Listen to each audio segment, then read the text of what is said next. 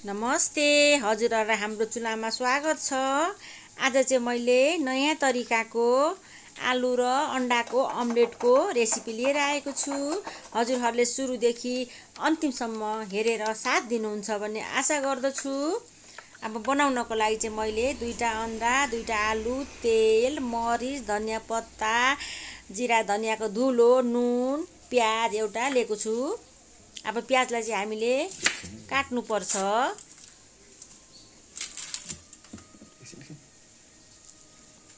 मसिनो पारेर काट्नु पर्छ।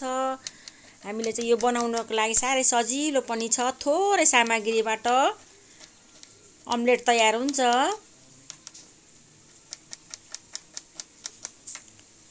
यो चाहिँ बच्चा, बुढाबुढी, जवान सबैलाई मन पर्छ। आलु अन्डाको अमलेट।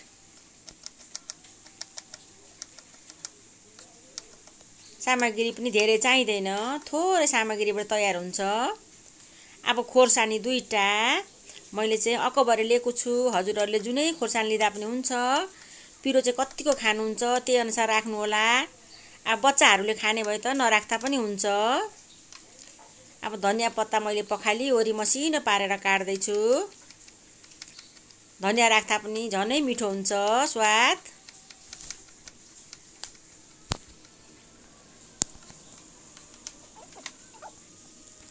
अब चाहिँ एउटा कोरेसो लिनुपर्छ। अनि मैले चाहिँ आलु तासी ओरी पखालेर लिएको छु। हामीले कोर्नु पर्छ। हजुरहरुले काटेर पनि बनाउन सक्नुहुन्छ, तर मसिनो पारेर काट्नु पर्छ। अब कोरेसोमा चाहिँ सजिलो हुन्छ, छिटो पनि हुन्छ। ठुलो भयो भने चाहिँ पाक्नलाई अलिक टाइम लाग्छ। ल हेर्नुस् त मैले कोरेर पनि सकिसके।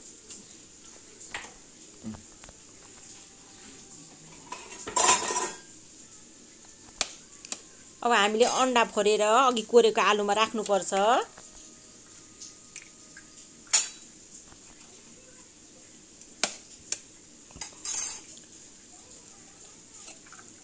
ल 2टा अन्डा पनि फोरिसके मैले।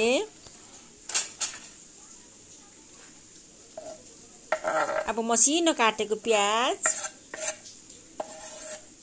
मसिनो काटेको हरियो धनिया पत्ता, खोर्सानी 2टा अकबरे, मरिचको धुलो थोरै। मरिचको धुलोले पनि स्वाद मिठो बनाउँछ। नुन चाहिँ स्वाद अनुसार। जिरा धनियाको धुलो आधी चम्चा। अब मजाले हामीले चाहिँ फिट्नु पर्छ मसला, अन्डा, आलुलाई।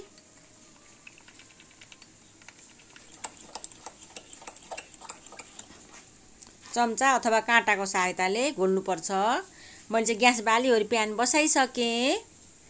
अब प्यानमा चाहिँ तेल लाउनु पर्छ हामीले। मैले चाहिँ 2-3 चम्चा लाएको छु।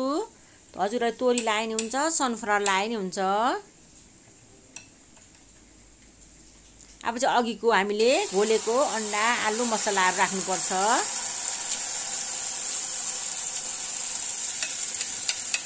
अब यसरी राखिसकेपछि चाहिँ हामीले चम्चाको सहायताले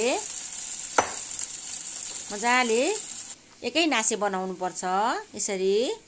अनि ग्यास चाहिँ हामीले सुरुमा चाहिँ हाई बनाएर तताउनु पर्छ। अहिले चाहिँ यसरी अन्डा, आलु राखिसकेपछि चाहिँ हामीले ग्यासलाई लो नै पारेर राख्नुपर्छ।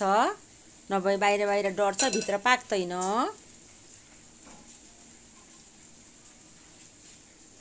अब हामीले छोप्नु पर्छ। 4-5 मिनेट छोप्नु पर्छ लो ग्यास बनाएर। ल हेर्नुस् त माथिबाट पनि सबै पाकिसकेको छ। यसरी पाकेपछि चाहिँ पल्टाउनु सजिलो हुन्छ। मजाले पल्टिन्छ, नभएदेखि फुट्ने डर हुन्छ।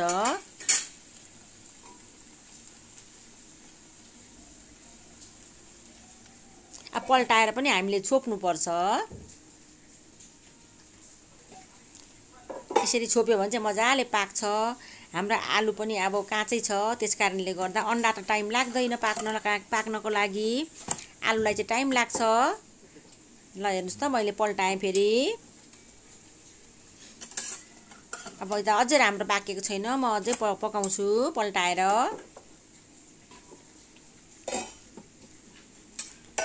सजिलो छ, एकदम छिट्टो पनि हुन्छ।